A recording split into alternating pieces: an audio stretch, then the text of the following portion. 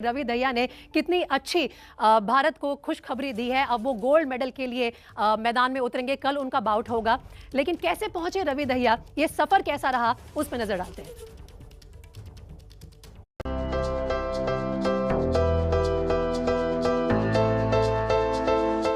हरियाणा के सोनीपत जिले के नेहरी गांव से निकले इस छोरे का नाम का ढिंढोरा टोक्यो में बज रहा है।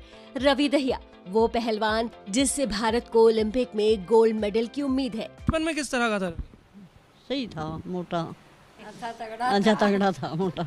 को परिवार वालों को कि इस बार टोक्यो ओलंपिक गेम्स से मेडल ज़रूर लाएंगे और कोशिश जारी है। रशिया में ट्रेनिंग भी किया है रवि ने और पूरी तरह से तैयार है इस बार। क्या कहेंगे आप? हाँ जी, ये रशिया में पूरी तैयारी कर रहे हैं जी, और अपने देश, अपने गाँव का, अपने देश का नाम रोशन किए हैं जी, अपने गुरुओं का जी, और सबकी दवा है जी। और ये सभी का, पूरे देश का ये बच्चा है जी, एक मतलब पूरे देश का नाम रोशन होगा जी।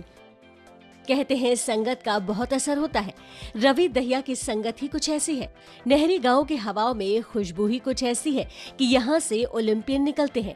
महज 7,000 लोगों के इस गांव से ओलंपिक में जाना तो मानो आदत है।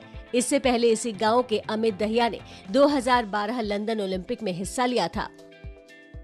जी देखो, रवि में सबसे ज़्यादा स्टेमिना ही है जी। स्टेमिना और पावर, हाइट का सबसे ज़्यादा बेनिफिट मिल रहा है रवि को। 57 किलो वालों में इतनी हाइट है किसी पहलवान की नहीं है शायद। अभी इस वर्ल्ड चैंपियनशिप में भी किसी की नहीं थी। अब ओलंपिक में इसी चीज़ का ये है फ़ायदा, बेनिफिट है कि स्टेमिना सबसे ज़्यादा है, पावर है। एक साधारण परिवार जिसका बैकग्राउंड खेती का है, उस परिवार का बेटा 57 किलोग्राम वर्ग में देश के लिए मेडल जीतने टोक्यो के दंगल में उतरेगा। पहलवानी भी काफ़ी बदल गया है क्योंकि आपको एडवांस ट्रेनिंग करना पड़ता है, जो करने के लिए उनको यहाँ से बहुत दूर तक सफ़र करना पड़ा था। तो कितना मुश्किल था ये सफ़र? देखो, इस परिवार के लिए शुरू से ही संघर्ष में जीवन रहा है। 1 एकड़ से कम ज़मीन है, यहाँ से 30 किलोमीटर दूर लेके जाना, फिर बस से वापस आना, फिर अपने खेत में जाना। इनके पास ऐसी कोई साधन नहीं था आय का जिससे इतना वो कर सकें। रवि दहिया का करियर आपको दिखाते हैं, जो इस बात की उम्मीद बंधाता है कि रेसलिंग में पहले गोल्ड का सपना पूरा हो सकता है।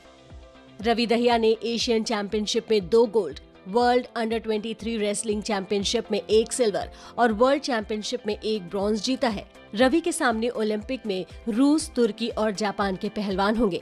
छत्रसाल स्टेडियम से निकले इस युवा पहलवान को इन कड़े विरोधियों को बताना होगा कि भारतीय पहलवानी आखिर होती क्या है। लगातार हमले बोलने की क्षमता रवि को बाकी पहलवानों से खास बनाती है।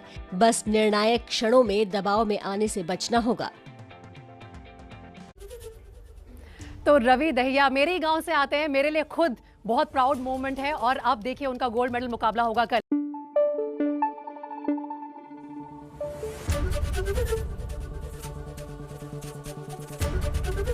एबीपी न्यूज आपको रखे आगे।